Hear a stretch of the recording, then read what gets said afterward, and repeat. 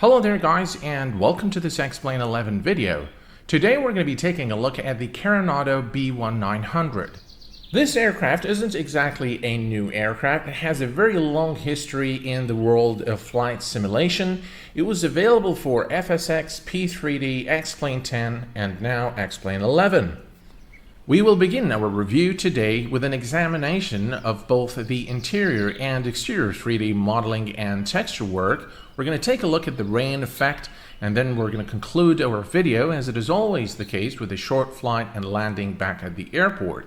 In terms of the exterior 3D modeling and texture work, this is by far the most successful production of this aircraft to date. I've used this aircraft in FSX, P3D, X-Plane 10, and now X-Plane 11, and just visually it looks absolutely stunning. The amount of details, the quality, the finesse, the final finish is just simply phenomenal. The closer you zoom in to this aircraft, the more appreciation you'll have for the quality of the textures and the amount of work that has gone into making this aircraft look as good as it does. Now, if you focus your attention here on this area where this particular blade is emanating from, and the details around this area, just look at that. Looks absolutely gorgeous. And then again, the blades, they look very realistic. The material representation is done quite well, so metal looks like metal. And look at those landing gears. They look pretty good. And look at the amount of details. Those rims look pretty good. Everything really has been done with a lot of care, with a lot of finesse. And now some of you guys have actually told me that the application of PBR is a bit exaggerated on this aircraft. It may be, I cannot really say if it is or not, but what I can say that whatever those guys have done at Carenado, they made this aircraft look absolutely gorgeous. Very convincing in terms of the look. It has that really metal look to it. A job very well done in terms of the exterior modeling and texture work. In terms of the 3D cockpit modeling and interior texture work, well guys, do I really need to say anything? A visually stunning model and a highly authentic replica of the B1900. This 3D cockpit actually makes you feel as if you're in the real aircraft. The instrument reflections are done quite well, and the material representation is pretty much spot on. Really everything in this aircraft is done to a very, very high standard, and it is a very convincing model, very, very immersive in terms of its visual appeal. And this is probably, along with the TBM, are the two Carenado aircraft that I would personally recommend out of the entire Carenado product line. As it is always the case with Carenado aircraft, the passenger cabin is modeled, and it's modeled to a very high standard as well, and the sounds are quite nice as well. There is the passenger cabin. For those of you who like passenger cabins, personally I don't really care for a passenger cabin. In fact, I wouldn't really mind not having one at all. But I know some of you guys really like the passenger cabin. They like to, open the doors and play with the windows and things like that.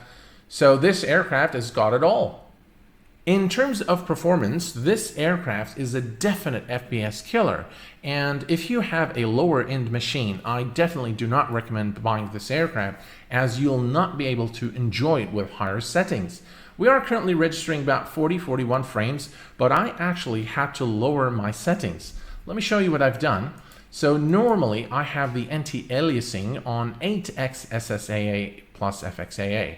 And if I do that, let me actually do that and show you what I get. Look at that. Look at the frames now, 22 frames. And just to give you kind of a point of reference, I've done the same test with at the same location with the Jar Design A330, A320, and the Flight Factor 757 version 2. And I was averaging about 40 frames on my normal settings. So I'm getting half of that with this aircraft. So I hope that you have a reference point now as to how much of a performance hit you're going to get with this aircraft. It is now time for us to fire up the aircraft and take it for a short flight around the airport area, and then we're going to come back and land. So we're not going to follow the checklist, but let me just go ahead and fire up the aircraft. Battery is on. And let's see here. Let's make sure the parking brake is set, which it is. And we can turn the buses on. And let's do here mixture rich. And there we go. Engine ignition. And the left one. Start with the left engine.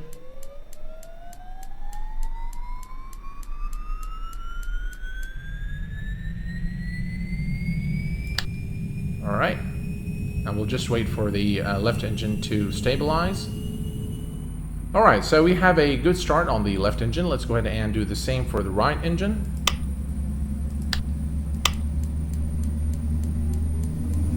And we have a good start on both engines now. Let's go ahead and kill that, and we'll turn on the generators. We don't need the battery anymore. And let's see here. Avionics, and we need to turn all these guys on so that we can have our instruments here. Alright, and rudder boost, there we go. Pitos, left and right. Auto feather is on, and bleed air valves are now on as well. Alright, let's go ahead and lean the mixture. Alright, and now we're pretty much ready to taxi. So let's take a look at our lights here. And by the way, just on another thing on performance, when you turn on the master panel lights, you will get an additional drop in performance. So if you're coming for a night landing, for example, with those lights on, you need to really watch for your frames. Okay. So everything looks okay. Let's go ahead and release the parking brake and head over to the runway.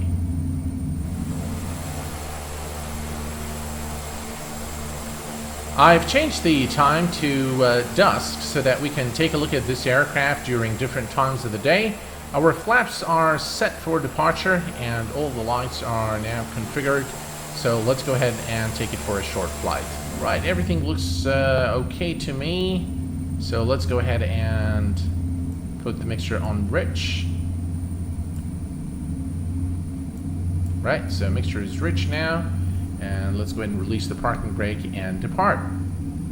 Now, you need to be very careful with the engines because you can really burn them very quickly at maximum power. A lot of wind here.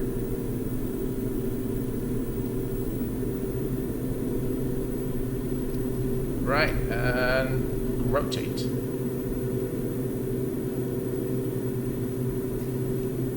And positive rate of climb. Gear is going up. Gonna ease off a bit on the throttle here.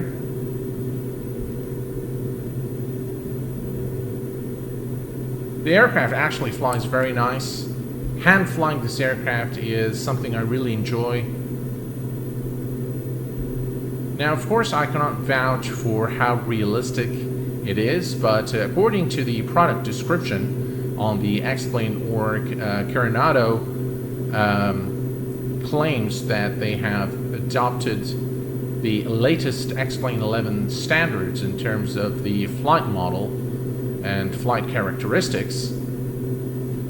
So it actually feels really good.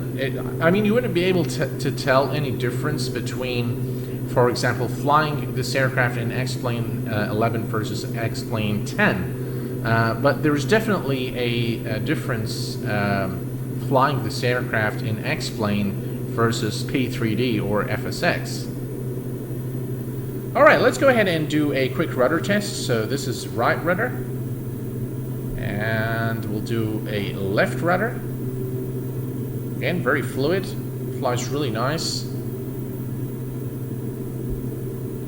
Well, guys, I'll tell you, this aircraft is a lot of fun to fly. I'm normally not very fond of Carenado aircraft, but this particular one I really like. I think it's a joy to fly. And what we're going to do now is we're going to head back to the airport and land. Alright, so we are now on final runway 10 to land. and there is some gusty winds here, but hopefully we'll be able to land the aircraft safely.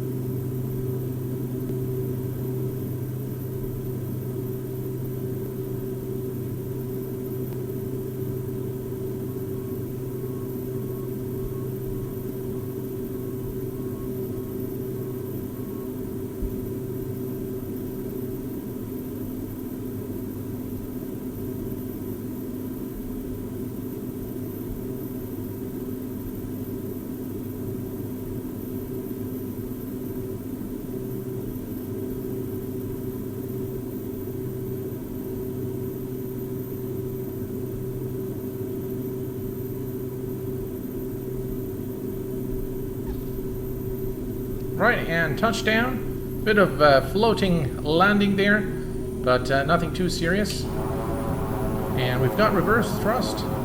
Alright guys, what I want to do now is I want to show you the rain effect. So what I'm going to do, I'm going to try to find a location where there is some precipitation so that I can show you the effect.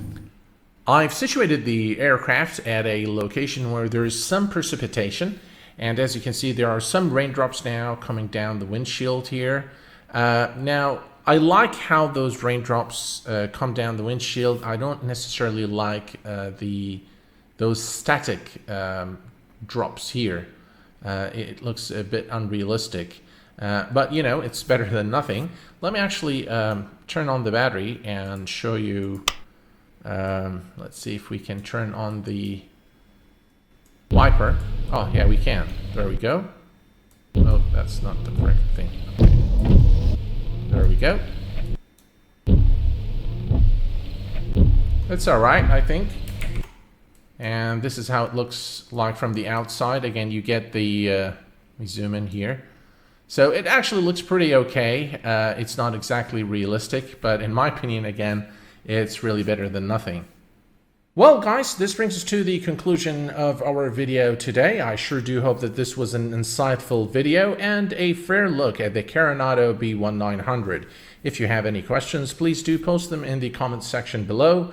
And until next time, please take care of yourselves and each other. I will see you all very soon. Thanks very much for watching, and bye-bye for now.